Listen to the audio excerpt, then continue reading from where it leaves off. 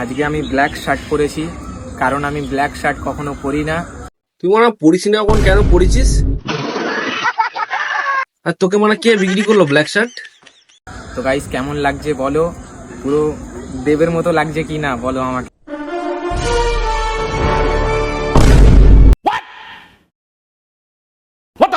দেবের মতো লাগছে কিনা? কত কনফিডেন্স রে তোর মধ্যে! কি করে বলিস এই কথা? দেব ফেল হয়ে যাবে মনে হয়, জানি না। দেব ফেল হয়ে যাবে মনে হয়, জানি না। আমার মাথার চুলটা দেখেছি, তোর থেকে তো বড় গোল্ডেন রিট্রিভারকে সুন্দর দেখতে। কিছু বলার আগে একটু ভেবেচিন্তে বল ভাই। দেব ব্ল্যাক শার্ট না পরেছিল, रुको जरा सबर करो। কিন্তু তোর মতো এরকম ঘিয়ে ভাজা চুলটা আমার পড়েছিল।